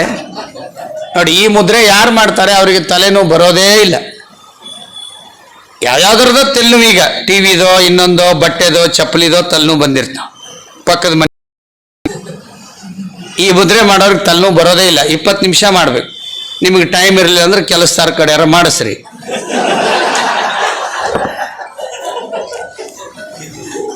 ತಲೆನೋವಿಗೆ ಹಾರ್ಟ್ ಟ್ರಬಲ್ ಬರಬಾರ್ದಾ? ನೋಡಿ, ಈ ಮುದ್ರೆ ಮಾಡಿದ್ರೆ ಸಾಕು, ನಿಶ್ಚಿತವಾಗಿ ಗುಣ ಆಗ್ತದೆ. ಹೃದಯ ಮುದ್ರಾ ಅಷ್ಟೇ. ನಿಮ್ಮ ಚರ್ಮ ರೋಗ ಹೋಗ್ಬೇಕಾ? ಈ ಮುದ್ರೆ ಮಾಡ್ರಿ, ಅಪಾನ ಮುದ್ರಾ ಅಷ್ಟೇ. ಕಿಡ್ನಿ ಸಮಸ್ಯೆ ಬರಬಾರ್ದಾ? ಈ ಮುದ್ರೆ ಮಾಡ್ರಿ, ಜಲಮುದ್ರಾ ಅಂತಾರೆ ಇದಕ್ಕೆ. ಒಂದಕ್ಕೆ ಹೋಗ ಹಿಂಗೆ ತೋರಿಸ್ತಾರೆ ಮಾಸ್ತರಿಗೆ ಅಲ್ವಾ. ಇಷ್ಟೇ ಇರೋ, ಸಿಂಪಲ್ ಇದೆ ಇದು. ಸ್ವಭಾವಗಳನ್ನು ಮತ್ತೊಂದಿಷ್ಟು ದಿನಚರಿಗಳನ್ನು ಮಾರ್ಪಾಡು ಮಾಡಿಕೊಂಡ್ರೆ ಬೇಗ ಮಲ್ಕೋರಿ, ಬೇಗ ಹೇಳ್ರಿ. ಅವತ್ತ ಹೇಳ್ರಿ, ಮತ್ತು ಮರುದಿನ ಅಲ್ಲ. ಕೆಲವರು ಮರುದಿನ ಹೇಳ್ತಾರೆ. ಸೂರ್ಯೋದಯಕ್ಕೆ ಮೊದಲೆದ್ರೇನೆ ಒಟ್ಟು ಹಾರ್ಟ್ ಅಟ್ಯಾಕ್ ಆಗಲ್ಲಂತೆ. ಈಗ ಹಾರ್ಟ್ ಅಟ್ಯಾಕ್ ಆಗ್ತಾ ಇರೋದು ಸೂರ್ಯೋದಯ ಆದಮೇಲೆ ಹೇಳ್ತಾರೆ. 7, 8, 9 ಹೇಳ್ತಾರೆ. ಎದ್ದು ಕೂಡಲೇ ಕಾಪಿ ಓದ್ ಕೊಡ್ಬೇಕು. ಬಾಯಿನ ತೊಳ್ಕೊಂಡಿರಂಗಿಲ್ಲ. ನಾವೊಂದು ಮನೆಯಾಗ ಕೇಳಿದ, ಈಕೇನ್ರಿ ಬಾಯಿನ ತೊಳಿಲ್ಲ ಅನ್ನಿ. ಆಕೆ ಬಿ ಮಾಡಕತ್ತಾಳ್ರಿ ಅಂದ್ರೆ ಅವ್ರವ್ವ. ಅಂದ್ರೆ ಬಿ ಮಾಡಿದ್ರೆ ಬಾಯಿ ತೊಳ್ಕೊಳ್ಳಾರ್ದೆ ಚಾ ಕುಡಿದು ಮತ್ತೆ ಲಾಕ್ ಹಾಕೊಂಡ್ಬಿಡೋದು, ಕಾಫಿ ಕೊಡೋದು. ಯಾರಿಗೆ ಊಟ ಮಾಡಿರೋದು, ಬೆಳಿಗ್ಗೆ ಮಾಡಿರೋದು ಯಾರ್ದು ಜೀರ್ಣ ಆಗಿರೋದಿಲ್ಲ, ಆ ಜೀರ್ಣ ಆಗೋ ಮೊದಲು ಇನ್ನೊಂದು ಊಟ ಯಾರು ಮಾಡ್ತಾರೆ ಅವ್ರಿಗೆ ಕಾಯಿಲೆ ಬರೋದು. ಜೀರ್ಣ ಆಗೋಲ್ಲ ಅಂತ ಯಾರಿಗಿದೆ, ಭಾಳ ಮಂದಿಗಿದೆ ಅದು ಜೀರ್ಣ ಆಗೋದು. ಒಂದೇ ಔಷಧಿ ಹೇಳ್ತೀನಿ, ಸಿಂಪಲ್ಲು. ಆಮೇಲೆ ಮುಂದಿನ ದಿನಗಳಲ್ಲಿ ಸ್ವಪ್ನದಲ್ಲಿ ನನ್ನ ಪುಸ್ತಕ ಸಿಗ್ತದೆ. ಯಾರಿಗೆ ಬೇಕಾದರೂ ಅಜೀರ್ಣ ಆಗಲಿ, ಅದ್ಭುತವಾಗಿ ಹೊಟ್ಟೆ ಸ್ವಚ್ಛ ಆಗೋದು ಹೇಳ್ಬಿಡ್ತೀನಿ. ಒಂದು ಸ್ವಲ್ಪ ಹಸೆ ಶುಂಠಿ ತಗೋರಿ, ಇಷ್ಟ ಒಂದು ಕಿರಿಬೇಳ ತುಂಡಿನ ಅಷ್ಟು 1 ಇಂಚು, ಒಂದಿಷ್ಟು ಸೈಂದಲವನ್ನು ಉಪ್ಪು ಹಾಕಿ ಕುಟ್ರಿ, ಬಿಸಿನೀರು ಹಾಕಿ ಕುಡೀರಿ. ನಿಮ್ಮ ಕಿಡ್ನಿ ಹರಳು ಸಹಿತ ಕರಿಗೆ ಹೊರಗೆ ಬಿದ್ದು ಬಿಡ್ತದೆ. ಇಷ್ಟು ಸರಳಿದೆ. ಒಂದು ಸ್ವಲ್ಪ ಸೋಪ, 501 ಸೋಪ್ ಇತ್ತಲ್ಲ, ಅಂಥ ಸೋಪ್. ಈಗ ಯಾವುದೋ ಬೇರೆ ಬಂದವು, ಯಾವ್ಯಾವೋ ತೋರಿಸ್ತಾರೆ ಸೋಪ್. ಹೇಮಾಮಾಲಿನಿದು ಒಂದಿದೆ, ಅವ್ರಿಗೆ ಲಕ್ಷ ಕೊಡ್ತಾರೆ. ನಮ್ಮ ಲಕ್ಷನೂ ಆ ಕಡೆನೆ. ಆ ಸೋಪ್ ಹೆಸರು ಲಕ್ಷವೇ. ಅದಕ್ಕಾಗಿ ಆ ಸೋಪಿಗೆ ನಿಂಬೆ ರಸ ಹಾಕಿ ಕಲಿಸಿ ಪೇಸ್ಟ್ ಮಾಡಿ ಇಟ್ಕೊಳ್ಳಿ. ಅದನ್ನೊಂದು ಸ್ವಲ್ಪ ತುಂಡು ತಗೊಂಡು ಹೊಕ್ಕಳಿಗೆ ಹೆಚ್ಕೊಂಡು ಬಿಡ್ರಿ. ಬೆಳಿಗ್ಗೆ ಅನ್ಗೊಡ್ದ ಹೊಟ್ಟೆಯಲ್ಲಿರೋದೆಲ್ಲ ಕ್ಲೀನ್ ಆಗ್ತದೆ. ಇದೆಲ್ಲ ನಮ್ಮ ದೇಶದಲ್ಲಿ ಇಟ್ಟಿದೆ. ಸೋಪ್ ಯಾವುದೂ ಹಚ್ಕೋಬೇಡಿ, ಫ್ರೀ ಕೊಟ್ಟರು ಹಚ್ಕೋಬೇಡಿ. ಕೇವಲ ಕಡಲೆ ಹಿಟ್ಟು ಹಚ್ಕೊಂಡು ಸ್ನಾನ ಮಾಡ್ರಿ. 36 ರೀತಿ ಚರ್ಮ ರೋಗ ಬರೋದಿಲ್ಲ, ಬಂದಿದ್ರು ಹೋಗ್ತವೆ. ಮೈಕೈ ನೋವು, ಬೆನ್ನು ಇದೆಯಾ, ವಾರಕ್ಕೆ 2 ಸರಿ ಎಳ್ಳೆಣ್ಣೆ ಮಸಾಜ್ ಮಾಡಿಕೊಳ್ಳಿ. ಅಭ್ಯಂಗ ಸ್ನಾನಂ ಪರಮೌಷಧಂ ಅಂತ ಹೇಳಿದ್ದಾರೆ. 33 ವರ್ಷಗಳ ಕಾಲ ಒಂದೂ ದಿನ ಬಿಡದಂಗೆ ಕೃಷ್ಣದೇವರಾಯರು ಮಸಾಜ್ ಮಾಡ್ಕೊಂಡಿರೋದು ಅವ್ರ ದಿನಚರಿಲಿದೆ. ಅಷ್ಟು ದೊಡ್ಡ ವ್ಯಕ್ತಿ ಪ್ರತಿದಿನ ಮಸಾಜ್ ಮಾಡ್ಕೊಂಡಾರೆ. ನಮಗೆ ಪುರುಸತ್ತಿಲ್ಲ. ಎಷ್ಟು ಪುರುಸತ್ತಿಲ್ಲ? ಪುರುಸತ್ತಿಲ್ಲ ಅಂತ ಹೇಳಕ್ಕ ಪುರುಸತ್ತಿಲ್ಲ. ಕೆಲವರು ಕೆಲಸ ಏನೂ ಇಲ್ಲ. ಗ್ಯಾರಂಟಿ ಯಾವ್ಯಾವ ಬರ್ತವೆ? ದೇಶವೇ ಹಿಂಗಾದ್ರೆ ಗ್ಯಾರಂಟಿ ಉಳಿಯಂಗಿಲ್ಲ. ಯಾವ ದೇಶಗಳದಾವಲ್ಲ ಎಲ್ಲ ಹೋಗಿಬಿಟ್ಟಾವ. ಈಗ ನೋಡ್ರಿ, ಯುರೋಪ ಖಂಡದಲ್ಲಿ ಒಂದು ಮಗು ಹುಟ್ಟಿದ್ರೆ 30,000 ಗೌರ್ಮೆಂಟ್ ಕೊಡ್ತೀನಿ ಅಂತ ಗ್ಯಾರಂಟಿ ಹೇಳಿದೆ. ಆದರೂ ಮಕ್ಕಳಾಗೋಲ್ಲ ಅಂತವ್ರಿಗೆ. 30,000 ಒಂದು ಮಗು ಹುಟ್ಟಿದೆ ಯುರೋಪ ಖಂಡದಲ್ಲಿ. ಆ ಪರಿಸ್ಥಿತಿ ಇಲ್ಲಿಗೂ ಬರುತ್ತೆ. ನಾವು ದುಡಿಲಿಲ್ಲ, ಯೋಗ ಮಾಡಲಿಲ್ಲ, ಶ್ರಮ ವಹಿಸಲಿಲ್ಲ, ಒಳ್ಳೆ ಆಹಾರ ಊಟ ಮಾಡಲಿಲ್ಲ, ಆರ್ಗ್ಯಾನಿಕ್ ಕೃಷಿ ಮಾಡಲಿಲ್ಲ, ಗೋ ಆಧಾರಿತ ಸಾವಯವ ಕೃಷಿ ಮಾಡಲಿಲ್ಲ, ಸ್ವದೇಶಿ ಬಳಸಲಿಲ್ಲ ಅಂತಂದರೆ, ಯೋಗ, ಪ್ರಾಣಾಯಾಮ, ಅಧ್ಯಾತ್ಮ, ತ್ಯಾಗ, ಸೇವೆ ಮಾಡಲಿಲ್ಲ ಅಂದ್ರೆ ಭಾರತವೂ ಉಳಿಯಂಗಿಲ್ಲ. ಈಗಾಗಲೇ ಭಾಳ ಮನೆ ಖಾಲಿ ಆಗ್ಯಾವ ಬೆಂಗಳೂರೊಳಗೆ. ದೊಡ್ಡ ಮನೆ ಇರ್ತತಿ, ಒಂದು ಮುದಿ ಕ್ಯಾಲಿ ಕುಂತಿರ್ತತಿ, ಒಂದು ಅಜ್ಜಿಲಿ ಕುಂತ. ಎಲ್ಲಿದಾರ ನಮ್ಮ ಹುಡುಗರು? ಬೇರೆ ದೇಶದಾಗ ಅದಾರ, ಅಲ್ಲಿ ಹೋಗಿ ಸಂಶೋಧನೆ ಮಾಡಿದ್ರೆ ಗೊತ್ತಾಯ್ತು, ಅಲ್ಲೊಂದು ಸುಲಭ ಶೌಚಾಲಯದೊಳಗೆ ಟಿಕೆಟ್ ತೊಗೊಳಕದ ನಾವು. ಬೇರೆ ದೇಶ.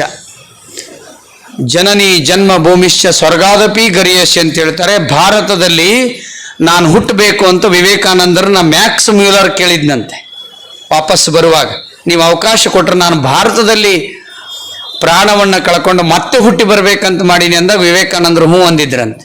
ಯಾಕಂತ ಕೇಳಿದ್ರೆ ನಮ್ಮ ದೇಶದಲ್ಲಿ ಪುನರ್ಜನ್ಮವೇ ಇಲ್ಲ, ನಿಮ್ಮ ದೇಶದಲ್ಲಿ ಪುನರ್ಜನ್ಮ ಇದೆ, ಸೇವಾ ಮಾಡಿರೋರಿಗೆ ಪುನರ್ಜನ್ಮ, ಅದಕ್ಕೆ ನಾವು ಭಾರತದಲ್ಲಿ ಹುಟ್ಟಬೇಕು ಅಂತ ಕೇಳಿದ್ರು ವಿವೇಕಾನಂದರು. ಅದಕ್ಕೆ ದಯಾನಂದ ಸರಸ್ವತಿಯವರು ಮ್ಯಾಕ್ಸ್ ಮೂಲರ್ಗೆ ನೀನು ಮೋಕ್ಷ ಮೂಲರ್ ಅಂತ ಹೆಸರಿಟ್ಟಿದ್ರು ಅವ್ರಿಗೆ. ಅಂಥ ದೇಶ ನಮ್ಮದು. ತುಂಬ ಅತ್ಯುತ್ತಮವಾದ ಕಾರ್ಯಕ್ರಮ ಇದು. ಸಮೀಕ್ಷರೆಯಾಗಿ ಶುರುವಾಗಬೇಕಾಗಿತ್ತು. ಇನ್ಯಾರ್ದೋ ರಾಜೀವ್ ಗಾಂಧಿ ಕಾರ್ಯಕ್ರಮ ಅಂತ ಹೆಸರಿಟ್ಟಿದ್ರು, ಭಾಳ ಜನ ಬರ್ತಿದ್ರು. ರಾಜೀವ್ ದೀಕ್ಷಿತರು ಅನ್ನೋದು ಕಡಿಮೆ ಬಂದ್ದಾರೆ, ಅಥವಾ ಯಾರೋ ಒಬ್ಬರು ಸಿನಿಮಾ ನಟಿ ಬಂದಾರಂದ್ರೆ ಇದು ಜಾಗನೇ ಸಾಲ್ತಿರ್ಲಿಲ್ಲ. ಭಾಳ ಮಂದಿ ಭಾಳ ಕಾರ್ಯಕ್ರಮಕ್ಕೆ ಬರ್ತಾರೆ, ಬಾಳುವವರು ಕಡಿಮೆ ಬರ್ತಾರೆ. ಹೌದಾ? ಅಂಥ ಕಾರ್ಯಕ್ರಮ ಇದು. ಇದನ್ನು ನೆನಪಿಟ್ಕೊಂಡು ವಿಡಿಯೋನ ಶೇರ್ ಮಾಡಿಕೊಂಡು, ಮರೆಯು ಜಾಸ್ತಿ ಆಗಿದೆ, ಮರೆಯಬಾರ್ದು ಅಂದರೆ ಈ ಮುದ್ರೆ ಮಾಡಿರಿ, ಚಿನ್ಮುದ್ರಾ ಮಾಡಿರಿ, ಭ್ರಾಮರಿ ಪ್ರಾಣಾಯಾಮ ಮಾಡಿರಿ, ಸಾಧ್ಯವಾದರೆ ಶೀರ್ಷಾಸನ ಸರ್ವಾಂಗಾಸನ ಮಾಡಿರಿ, ಜ್ಞಾಪಕ ಶಕ್ತಿ ಚೆನ್ನಾಗಾಗುತ್ತೆ. 84ನೇ ವರ್ಷಕ್ಕೆ 3 ಇಂಗ್ಲೀಷ್ ಪುಸ್ತಕ ಬರೋದು ಸಿದ್ದೇಶ್ವರ ಅಪ್ಪ ಅವರು. ಇಂಗ್ಲೀಷ್ನಾಗ 3 ಪುಸ್ತಕ 84ನೇ ವರ್ಷಕ್ಕೆ. ನಮ್ಮ ಮನೆಯನ್ನು ಮೊಮ್ಮಕ್ಕಳ ಹೆಸರು ಮಾರ್ತು ಬಿಟ್ಟಾರ ಈಗ 50 ವರ್ಷಕ್ಕೆ. ಈ ಹುಡುಗನ ಹೆಸರು ಏನಂತ ಕೇಳ್ತಾರೆ ದಿನ. ಅಂಥ ಸ್ಥಿತಿ ಆಗಬಾರ್ದು. ಸ್ಮರಣ ಶಕ್ತಿ ಭಾಳ ಅದ್ಭುತವಾಗಿರೋದು. ಇದನ್ನು ಮಾಡಿಕೊಂಡು ನಾವು ನೀವೆಲ್ಲ ಸೇರಿ ಯಾವುದಾದ್ರೂ ಮುಖದಲ್ಲಿ ಭಾರತಕ್ಕೆ ಒಳ್ಳೇದು ಮಾಡಬೇಕು. ನಾವು ದೇಶಭಕ್ತರಾಗದೆ ಹೋದರೂ ನಮ್ಮ ಮನೆ ಸ್ವದೇಶಿ ಯುಕ್ತ ಆದರೆ ಅದು ದೇಶಭಕ್ತಿನೇ. ಯಾವತ್ತೂ ಸಹಿತ ಬೇರೆ ಬೇರೆ ವಿಕಾರಶ ವಸ್ತುಗಳನ್ನು ಖರೀದಿ ಮಾಡಬೇಡಿ. ನಮ್ಮ ದೇಶದಲ್ಲಿ ಹುಟ್ಟುವಂಥ ಪದಾರ್ಥಗಳನ್ನು ಖರೀದಿ ಮಾಡಿ ನಾವೆಲ್ಲರೂ ಕೂಡ ದೇಶಕ್ಕೋಸ್ಕರ ಏನಾದರೂ ಕಾರ್ಯವನ್ನು ಮಾಡಿ ನಾವು ಮುನ್ನಡೆಯೋಣ. ನನ್ನನ್ನು ಬೇರೆ ದೇಶಕ್ಕೆ ಕರೀಲಿಕ್ಕತ್ತಿ 3 ವರ್ಷ ಆಯ್ತು. ಈಗ ಕೊರೋನಾಕ್ಕಿಂತ ಮೊದಲು ನಾನು ಹೋಗಿಲ್ಲ, ಯಾವ ದೇಶಕ್ಕೂ ಹೋಗಿಲ್ಲ.